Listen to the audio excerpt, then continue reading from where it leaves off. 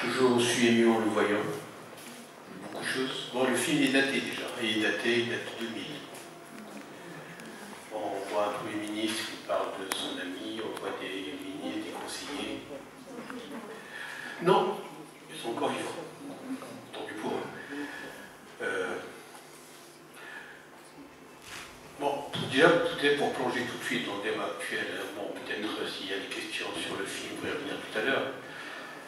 Mais bon, aujourd'hui, le débat, la question qui se pose, aujourd'hui, 50 ans après, c'est la vérité. Qu'en est-il de cette vérité?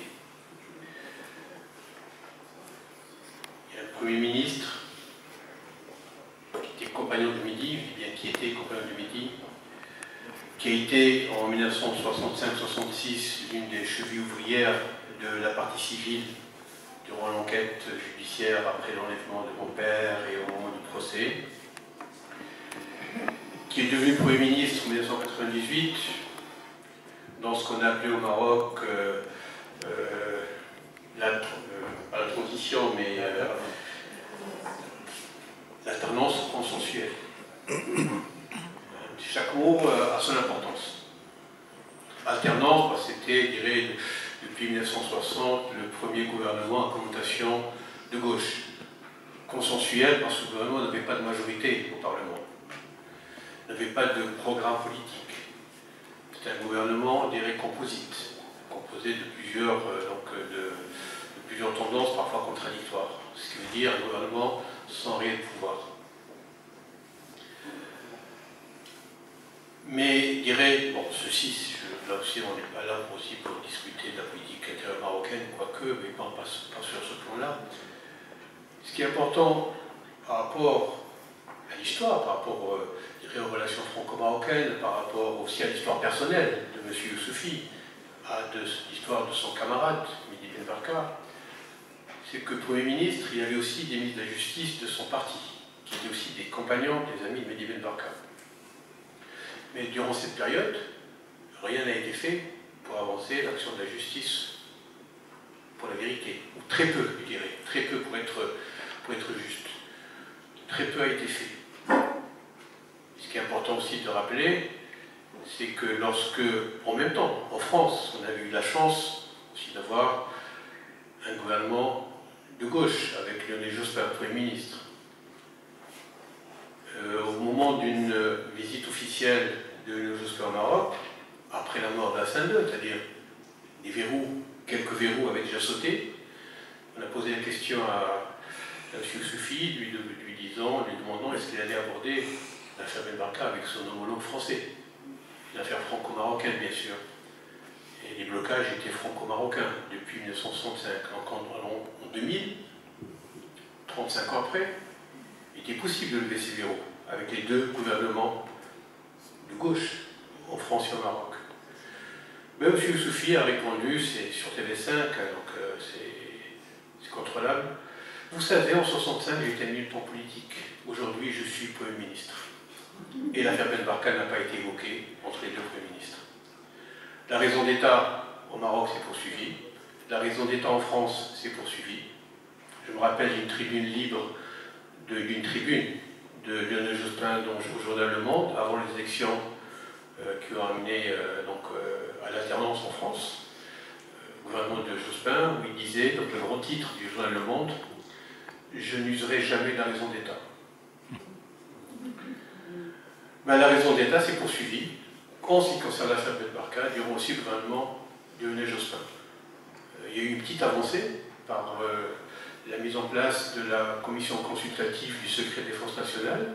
C'est une commission consultative qui devait être saisie par un juge d'instruction qui souhaiterait lever le secret défense sur un certain nombre de documents concernant son instruction, son dossier. Bien sûr, nous avons demandé au juge d'instruction en charge du dossier Ben Barka de saisir la commission consultative du secret défense nationale, parce qu'il y a un certain nombre de documents, toujours couverts par le secret défense, issus du service secret français.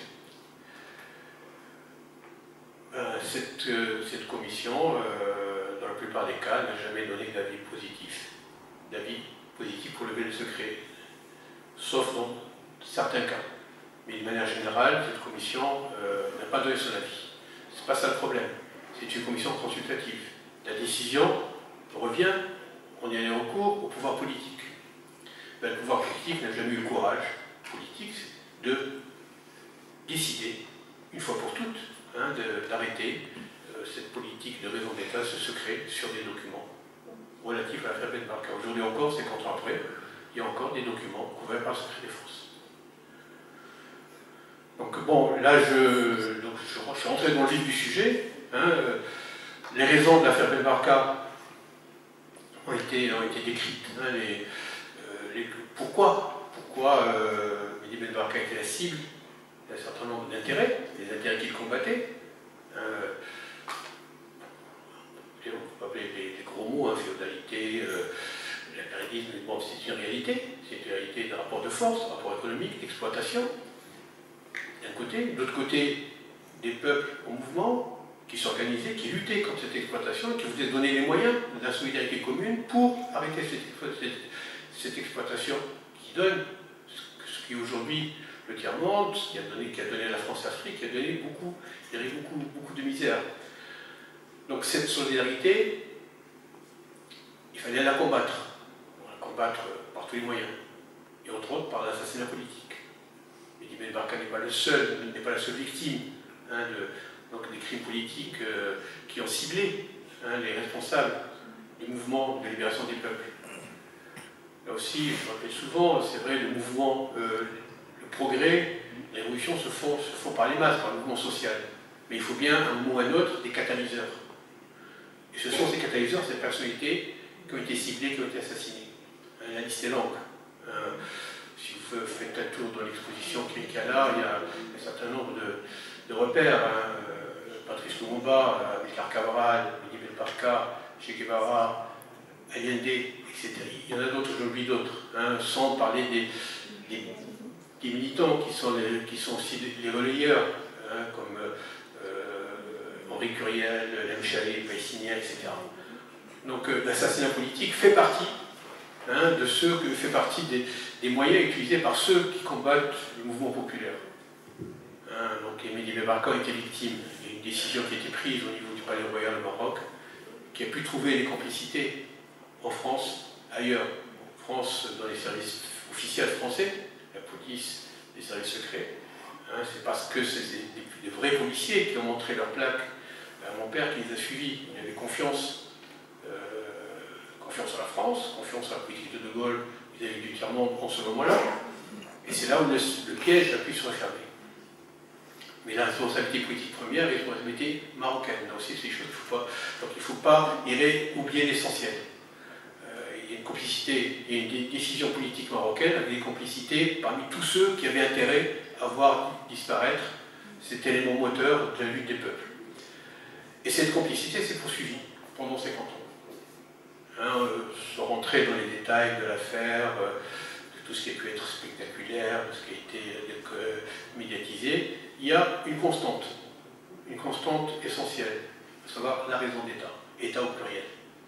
Et la raison d'État qui a amené à la disparition de mon père, c'est continuer pendant 50 ans pour empêcher la justice de faire son travail et d'aller au bout des enquêtes.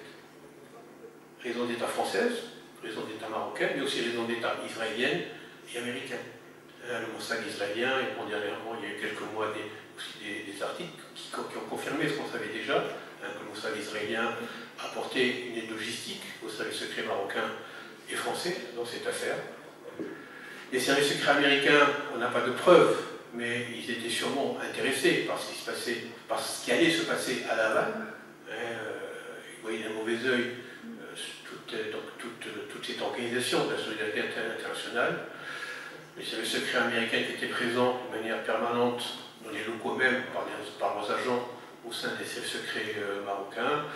Les services secrets américains, et je sais par des documents, certains documents que j'ai pu obtenir, qui suivaient à la trace des activités de mon père et ses déplacements, mais qui refusent aujourd'hui encore, la CIA refuse de livrer les 3800 pages qu'elle reconnaît, les 2000 fiches qu'elle reconnaît détenues au nom de Ben Barka. Elles sont toujours couvertes par le secret défense aux États-Unis.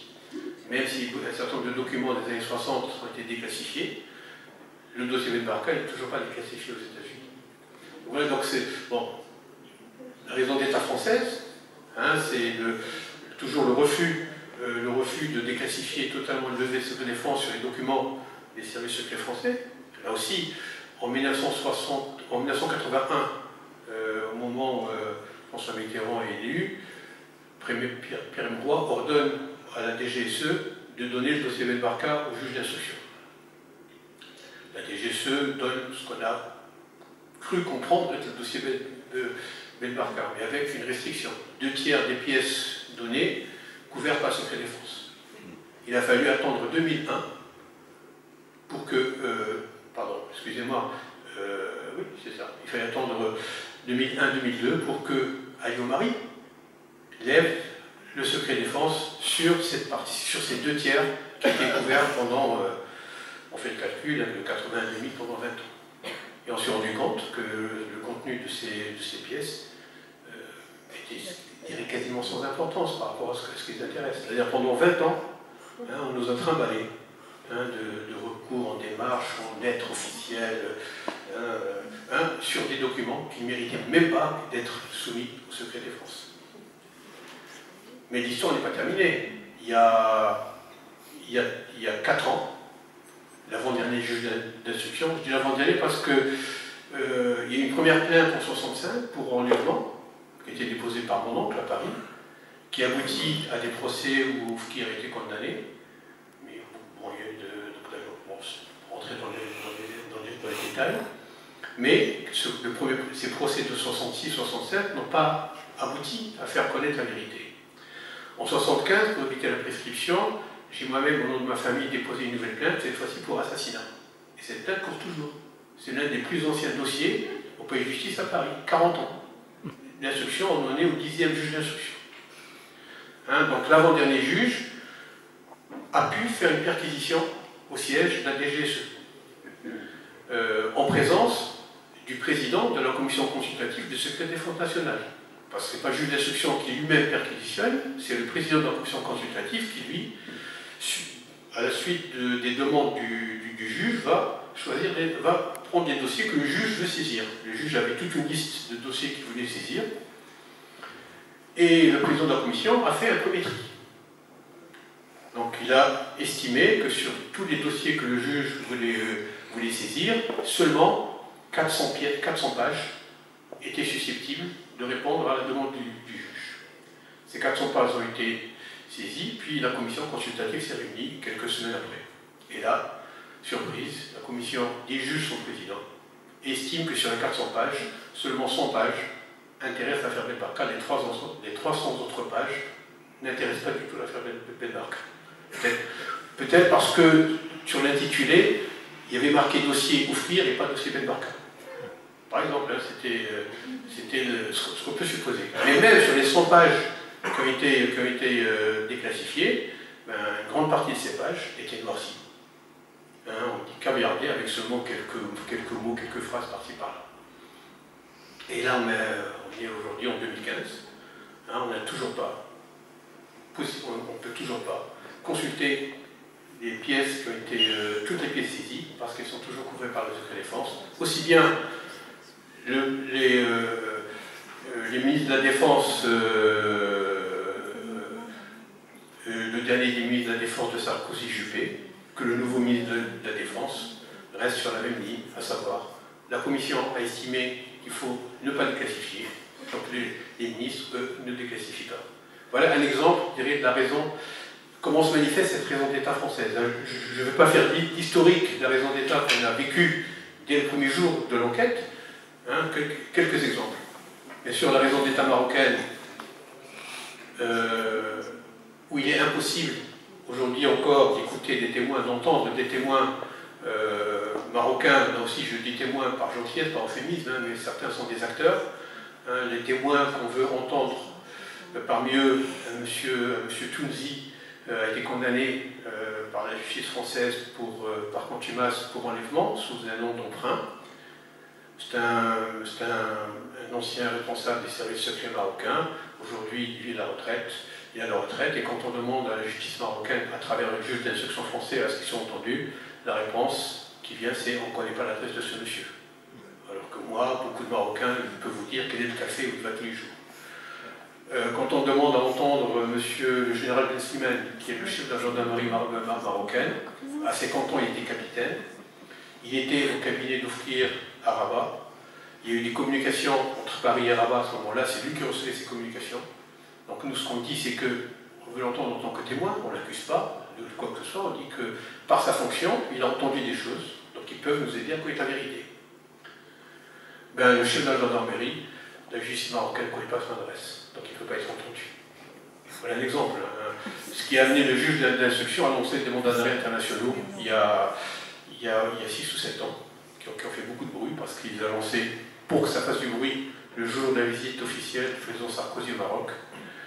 Mais là aussi, ces mandats d'arrêt, alors qu'habituellement, lorsqu'un juge lance un mandat d'arrêt, ils sont automatiquement transmis interpellés. Dans ce cas-là, ben, les mandats d'arrêt ont été bloqués par la chancellerie française et ont été pendant très longtemps seulement opérationnels sur le territoire français, ça n'avait aucun intérêt. Mais il y a quelques mois, ils ont été enfin élargis à l'espace Schengen, mais pas Interpol. Ce qui veut dire que ces messieurs peuvent encore circuler tranquillement en allant en Angleterre, il y a beaucoup de réunions sécuritaires, en allant aux États-Unis. Voilà quelques exemples hein, de la manifestation de la raison d'État. Donc 50 ans après, il y a toujours une peur de la vérité, dont on ne comprend pas les raisons, donc il n'y a aucune raison objective à ce qu'aujourd'hui, on a encore peur, à ce qu'on empêche une famille de connaître la vérité. Nous avons des questions simples, voilà, simples, mais aussi des questions, vous pouvez le juger, qui sont fondamentales pour les familles. Hein, la première question, c'est qui sont les assassins de mon père? C'est une question pour laquelle on ne répond pas. Il y a des pistes, mais on n'a pas de preuves, on n'a pas d'éléments concrets pour pouvoir répondre à cette question. Deuxième question, aussi qui est importante pour qu'on puisse faire notre deuil, c'est où est son corps? Nous n'avons pas de lieu de sépulture pour aller le recueillir. Là aussi, il y a quelques pistes. Là aussi, il y a eu des histoires plus horribles les unes que les autres. Hein. On a parlé des corps dissous dans de la chaux, dans de l'acide, jetés par la mer, brûlés, coupés en morceaux. La dernière piste dit que sa tête serait enterrée au Maroc. Hein, alors, on connaît même le lieu où elle serait enterrée. Hein, c'est un lieu de détention secret qu'on vient d'attendre au Maroc, hein, entre près de Tasman-Marthe, etc. Donc, mais celui-là, il est en plein cœur de Rabat. Hein, c'est une grande propriété où il y avait des gens qui étaient enfermés, hein, donc sans aucun contrôle judiciaire. Certains sont morts, ont été assassinés. Entre autres, 3 parmi les 4 truands qui étaient à Paris, qui avaient participé à la disparition de mon père, eux-mêmes ont été enlevés au Maroc parce qu'ils étaient rentrés, ils s'étaient réfugiés au Maroc, donc ils ont été eux-mêmes au Maroc enlevés et séquestrés dans ce lieu où ils ont été, d'après des témoins, assassinés et enterrés là-bas. Alors, bon, certains disent, il a été dit que la tête de mon père, après avoir été présentée à Saint-Denis, a été aussi enterrée en ce lieu-là. Donc nous demandons qu'il y ait des fouilles. Hein, le minimum qui pouvait être fait dans ce cas-là, c'est ça. Mais même ce minimum-là nous est refusé. Voilà un petit peu, bon, je ne vais pas entrer dans trop de détails, trop de considérations politiques sur sur la raison d'État. Bon, c'est content de combat pour la vérité. Vous imaginez comment ça peut être long. Long, difficile, avec tous les obstacles, toutes les démarches, tout ce qu'il faut faire avec notre avocat, maître Maurice Butin, mais aussi avec vous, parce que, bon, comme je l'ai dit tout à l'heure, hein, c'est avec votre soutien, avec toutes ces manifestations, le soutien que nous rencontrons dans les rassemblements du 29 octobre. Il y a 10 jours, hein, nous étions plus de 300 personnes devant la brasserie pour ce côté anniversaire. Donc il y a ce soutien qui nous encourage à poursuivre. Mais bon, malheureusement, nous ne sommes pas la seule famille marocaine de disparus, de victimes de disparition forcée. Il y a aussi d'autres, il y a des dizaines d'autres familles dont les proches ont été victimes des violations des droits de l'homme au Maroc durant ce qu'on appelle les années de blanc, et comme nous, elles se battent pour connaître la vérité sur leurs proches. Hein. Très souvent, hein, les familles ont été seules, hein, se battent dans des périodes difficiles. Heureusement, il y avait à leur côté des militants des droits de l'homme, qui ont toujours été présents, des militants associatifs, des militants politiques. Et c'est grâce à ce réseau de soutien qu'aujourd'hui encore, on peut continuer à parler d'affaire Ben Barka. On peut aussi continuer à parler de mémoire, de combat pour la vérité, pour la justice. Donc voilà, bon, c'est pour ça que j'ai répondu présent tout de suite quand on m'a invité ici, parce que je sais qu'on va avoir un échange, et que de cet échange va sortir aussi des actions futures pour prolonger ce débat. Et sur notre côté, nous on ne baisse pas les bras, nous on continue, parce que là aussi, tant que nos questions n'ont pas de réponse, nous, on poursuit ce combat. En face, il y a toutes les tentatives de détournement, de déviation, on appelle ça, donc, des tentatives d'enfumage, que ce soit politique, que ce soit judiciaire ou autre. Bon, on essaie d'éviter tous ces obstacles et de continuer. Dernière manifestation de tout ce qui peut se passer politiquement autour de l'affaire Ben Barka, c'est la semaine dernière au Maroc. M. Youssoufi a organisé une manifestation d'hommage à son camarade Mehdi Ben Barka et à sa mémoire à Rabat, en évitant un certain nombre de personnalités. Et puis, aux surprises, à cette manifestation, un message du roi est arrivé. Un message du roi qui dit en substance qu'il voulait s'associer à cet hommage, parce que Mehdi Ben Barka est entré dans l'histoire. Il a contribué sur les Maroc, donc une belle lettre, qui va dans ce sens-là. Mais dans cette lettre, dans le vocabulaire de cette lettre, malheureusement, il manque un mot, il manque un terme. C'est le mot vérité. Donc, à aucun moment, le message royal ne parle de la vérité sur la disparition de Mehdi Ben Barka. Il évoque cette disparition et des questions encore en suspens. Mais à aucun moment, en tant que chef d'État, il ne propose ni ne donne des pistes pour arriver à cette vérité. Bien sûr, au nom de ma famille, nous avons réagi sur à ce message qui ne nous était pas adressé.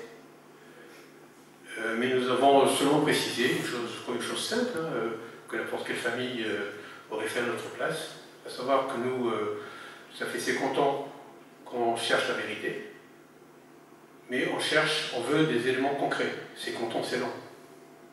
Et que dans ce message, il n'y a aucun élément concret qui peut amener à la vérité. Nous aurions souhaité que dans ce message, il y ait par exemple des instructions données aux services sécuritaires, aux services judiciaires marocains, pour aider le juge français.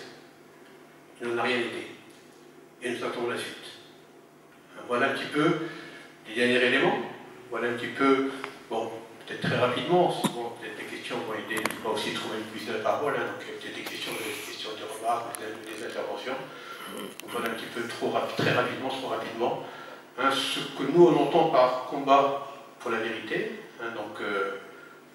avoir des réponses précises à des questions, mais aussi, quand je dis combat pour la vérité en tant que famille, des questions sur qui sont les assassins de mon père, où est sa sépulture, et aussi des questions qui nous interpellent en tant que citoyens. On est en présence d'un crime d'État, d'un crime politique, d'un crime d'État, État au pluriel. Je crois que nous, en tant que citoyens, nous avons aussi droit à des réponses sur les responsabilités. Est-ce que toutes les responsabilités ont été établies? C'est loin d'être le cas. Et ça fait aussi partie des choses qu'on doit exiger de nos responsables politiques. À savoir qu'ils aient le courage politique aujourd'hui, 50 ans après, d'assumer les crimes passés de leur service ou de leur gouvernement. Et des nations aussi importantes, aussi grandes que la France et le Maroc, je crois, sont capables d'absorber le choc de ces crimes et de dire la vérité à une famille, mais aussi à leur société. Voilà un petit peu le sens de ces réunions et de ce combat.